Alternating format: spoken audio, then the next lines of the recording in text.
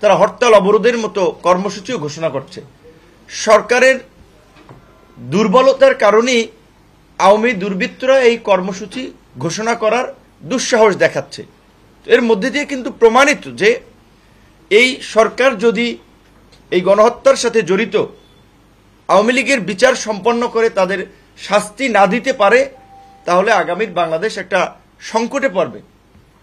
এই আন্তর্জাতিক অপরাধ ট্রাইব্যুনালের যখন আইনের খসড়া করা হয়, সে সময় আমরা বলছিলাম সংগঠন হিসেবে যেন আওয়ামী লীগ এবং তার অঙ্গ সংগঠন ছাত্রলীগ যুবলীগের বিচার করা যায়, আইনটা সেভাবে করা দরকার। সরকার সেভাবে করে নাই। আমরা মনে করি এখনো যে সন্ত্রাস বিরোধী আইন সহ বিভিন্ন আইন রয়েছে, সেই আইনেও এই সংগঠন হিসেবে আওয়ামী লীগ এবং তার অঙ্গ সংগঠন ছাত্রলীগ যুবলীগের বিচার করা যায়। এবং অবশ্যই এই গণ অভ্যুত্থান পৃথিবীর বুকে বাংলাদেশকে নতুন করে চিনিয়ে দিয়েছে। কাজে এই গণ অভ্যুত্থান ছাত্র নাগরিকদের উপরে হামলা এবং হত্যাযজ্ঞে যারা জড়িত, তাদের একটা দৃষ্টান্তমূলক শাস্তির মাধ্যমে বিশ্বের স্বৈর শাসকদের জন্য একটা দৃষ্টান্ত স্থাপন করতে হবে। এবং এই গণহত্যার যদি বিচার না হয়, এই ছাত্র নাগরিকদের অভ্যুত্থানে নিরস্ত্র জনগণের উপরে হামলা চালিয়ে যে বর্বরচিত হত্যাযজ্ঞ হামলা চালানো হয়েছে, বিচার যদি না হয়, তাহলে এর কিন্তু পুনরাবৃত্তি ঘটতে পারে। এদেশের জনগণ বারবার রাজপথে নেমে রক্ত দিবে, লড়াই করবে, আমরা সেটা চাই না। আমাদের সকলের সমর্থিত অন্তর্বর্তীকালীন সরকার, যদি আমাদের সাধারণ সম্পাদক বলেছে কি প্রক্রিয়ায় গঠন করা হয়েছে এই সরকার, কোথা থেকে কারা উপদেষ্টা এসেছেন, কোথা থেকে লিস্ট এসেছে, এইগুলো কিন্তু গণ অধিকার পরিষদ না, কোনো রাজনৈতিক দল জানে না। রাজনৈতিক দল না, আপনারা নিউ এজের সম্পাদক জনাব নুরুল কবির সাহেবের সাথে প্রধান উপদেষ্টার ইন্টারভিউ শুনেছেন। তিনি কি বলেছিলেন? তার কাছে একটা তালিকা ধরিয়ে দেওয়া হয়েছে, তিনি যাদেরকে যাদেরকে চিনেন একমত হয়েছেন। এই তালিকাটা কোথা থেকে আসলো এটা কিন্তু আমরা কেউ জানি না। তারপরেও দেশ এবং জাতির বৃহত্তর স্বার্থে আমরা সরকারকে সমর্থন দিয়েছিলাম দেশকে সংকট থেকে উত্তরণের জন্য। 6 মাসে সরকারের পারফরমেন্স, তাদের দুর্বলতা এবং অদূরদর্শিতায় দেশে গতি আসে নাই। দেশের সংকট থেকে উত্তরণের কোনো ভালো লক্ষণ আমরা দেখতে পাচ্ছি না। আমরা মনে করি যে বর্তমান এই উপদেষ্টা পরিষদ নিয়ে সরকারের আগামী দিনের চ্যালেঞ্জ মোকাবেলা সম্ভব নয়। উপদেষ্টা পরিষদের পুনর্গঠন প্রয়োজন। এবং সরকার যে শুরুতে ভুল করেছে, গণ অভ্যুত্থানের অংশীজন এবং রাজনৈতিক প্রতিনিধিত্ব সরকারে না রেখে, আমরা সরকারকে অনুরোধ করব মেজর পলিটিক্যাল পার্টিগুলোর সাথে আলাপ করে অতি দ্রুত সময়ের মধ্যে এই সরকারের কার্যক্রমকে বেগবান করার জন্য, কাঙ্ক্ষিত লক্ষ্যে পৌঁছানোর জন্য অনতিবিলম্বে উপদেষ্টা পরিষদ পুনর্গঠন করা হোক।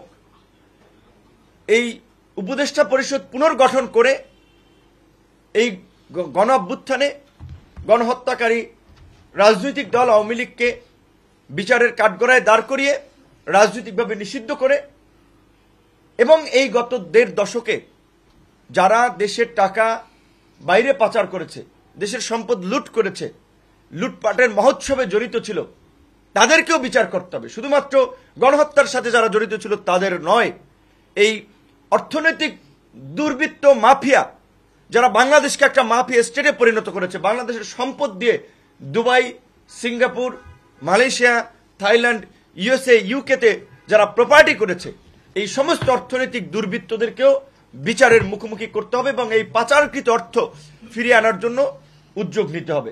আমরা আজকের এই সংবাদ সম্মেলন থেকে সেই দাবি জানাই এবং রাজনৈতিক দলগুলোকেও আমরা পরিষ্কারভাবে আওয়ামী লীগের প্রশ্নে তাদের অবস্থান আমরা জানানোর আহ্বান জানাচ্ছি।